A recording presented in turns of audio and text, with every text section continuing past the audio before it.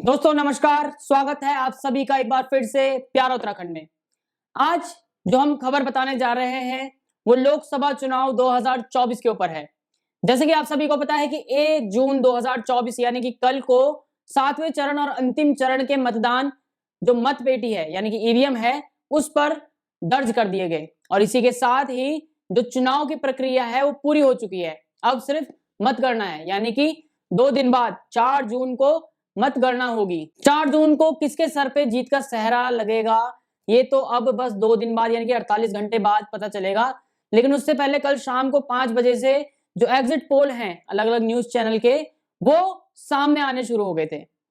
इसी exit poll के बारे में हम बात करेंगे इस वीडियो में कि उत्तराखंड में इस बार जो लोकसभा चुनाव हुआ है, जो उत्तराखंड की 5 सीटें हैं, चाहे टिहरी गढ़वाल हो, हरिद्वार हो, नैनीताल उधम सिंह नगर हो या फिर अल्मोड़ा हो, इन 5 सीटों में कौन कौन से उम्मीदवार जीत रहे हैं।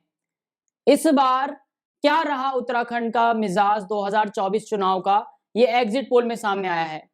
एग्जिट पोल की बात करें तो जैसा कि आप सभी को पता ही होगा कि एग्जिट पोल को इस बार कांग्रेस पार्टी ने सिरे से नकार दिया है। उन्होंने एग्जिट पोल की किसी भी बैठक में जो भाग लेने में मना कर दिया था। क्यों? क्योंकि कांग्रेस को शायद ये पता चल गया था कि एग्जिट पोल में क्या दिखाने वाले हैं। सभी न्यूज चैनल की बात करें, सभी एग्जिट पोल की बात करें तो सभी एग्जिट पोल ने भारी बहुमत से नरेंद्र मोदी जी को तीसरी बार प्रधानमंत्री के लिए आगे किया है।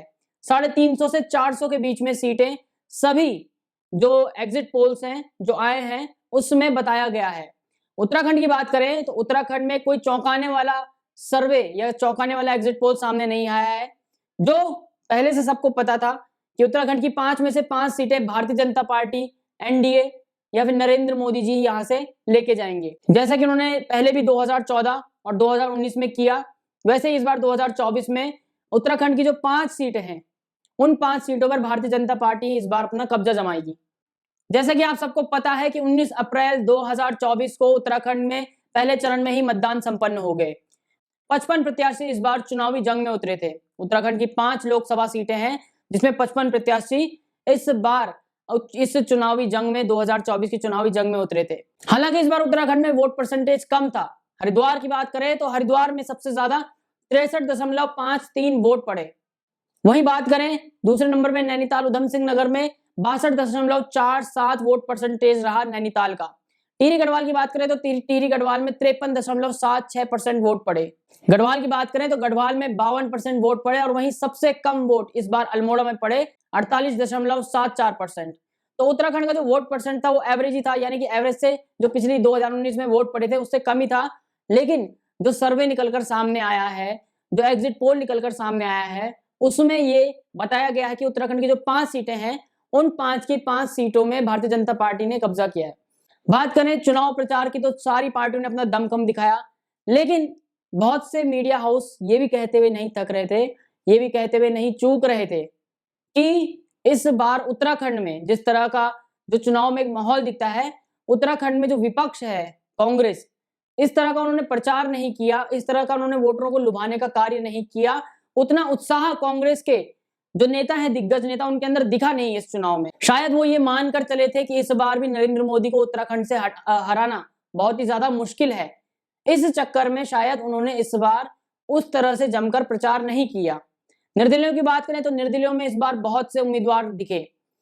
बात करें जैसे टिहरी से नए उम्मीदवार बॉबी पंवार जो कि बेरोजगार संघ के अध्यक्ष भी हैं, उन्होंने भी अपने हाथ आजमाने की कोशिश की, लेकिन यहाँ टिहरी से माल्या राज्य लक्ष्मी शाह ही जीतकर आगे जा रही हैं।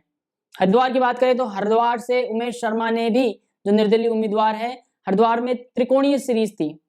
भारतीय जनता पार्टी के त्रिवेंद्र सिंह रावत, कांग्रेस से हरीश रावत के बेटे वीरेंद्र रावत और निर्दलीय उमेश शर्मा के बीच था। लग ये त्रिकोणीय था, लेकिन जो एग्जिट पोल सामने आए हैं उसमें साफ साफ दिख रहा है कि त्रिवेंद्र सिंह रावत ही जीत रहे हैं। प्रदीप टम्टा और अजय टम्टा में बात करें तो अजय टम्टा भारतीय जनता पार्टी से जीतते हुए नजर आ रहे हैं अल्मोड़ा से। वहीं बात करें नैनीताल सीट की तो नैनीताल से अजय भट्ट जीतते हुए नजर आ रहे हैं। हालांकि नैनीताल से युवा प्रत्याशी प्रकाश जोशी पर कांग्रेस ने दाव खेला।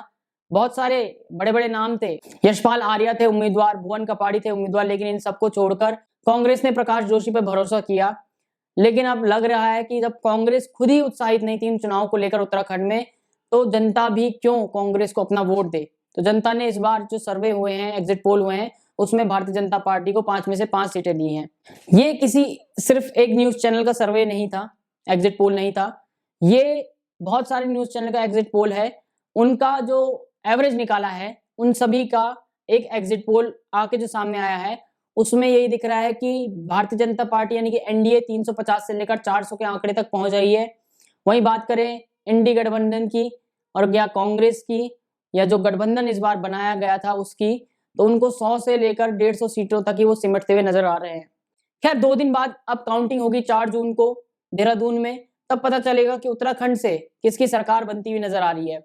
फिलहाल प्यारा उत्तराखंड में हमें दीजिए इजाजत। अगली खबर के साथ आपके साथ जल्द मुलाकात होगी। जय हिंद, जय भारत, जय उत्तराखंड।